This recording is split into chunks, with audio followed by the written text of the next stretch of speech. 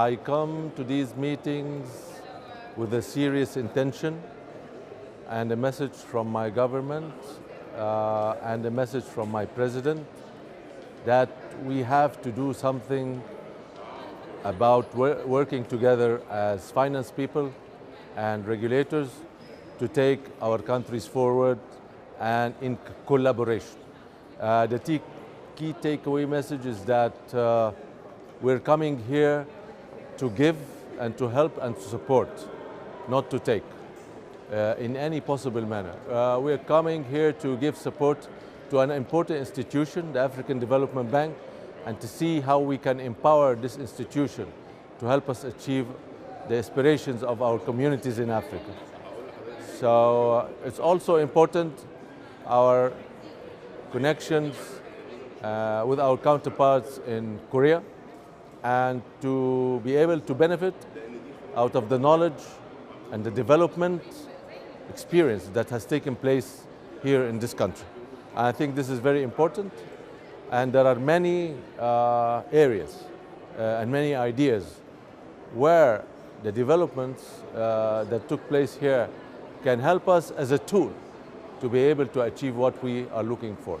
I think what we need to have is discipline and increased capability of delivery at high standards at government levels, because governments create the conducive environment for growth, jobs, and investment.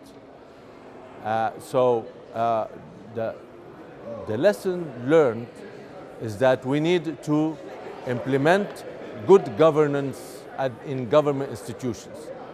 This is easily said, very difficult to be done, but there is no way except we have to confront this, because this is going to tackle corruption, and corruption is damaging, not because of the wasting of money, but because corruption hinders progress, hinders development, spoils the investment environment, and creates a lot of disruption. We cannot have discipline within an environment disrupted by corruption. So governance and structural reform and our government institutions have become a must. And this is something we are trying to tackle now in Egypt, after our monetary reforms and our fiscal reforms. We have resources, but we need to create an environment where a government expert and the technocrats can operate without resistance, because corruption, when you fight it, it fights you back. So we need to create the environment for the experts to operate and produce. The other thing, we need to provide our markets and investors with skilled labor. Skilled labor is very important, and we have to focus on the development of the human being. We've been focusing on investment in tools, kits, machinery, etc. I think it's very important to focus on the development of our young, talented people, engineers, physicists, etc., who can really provide an added value to our communities and provide our own local technology and invest in research and development of these people in favor of the private industry. Regulations, good regulations, in order to supervise the private sector and the markets, in order to prevent abuse. So to restructure, this is part of the structural reform, to create regulatory bodies that can put the discipline at various industries in favor of the community, in favor that the community can get very good service, prompt service, and the investors can get good service with a local investor or a foreign investor. I think also tax regimes are important.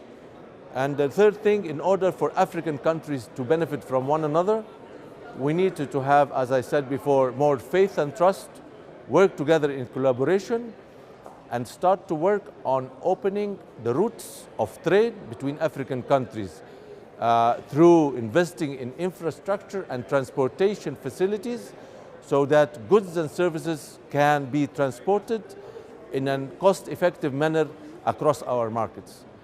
We need to focus on a few important things, and I think we have the financial resources to do that.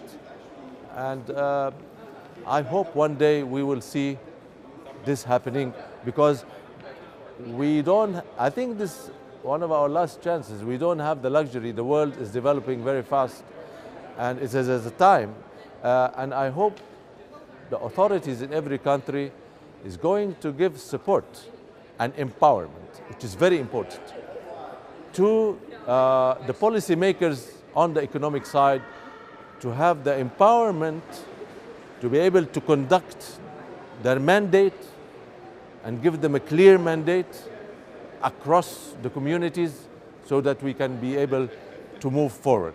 Without empowerment, without political will, we cannot do that.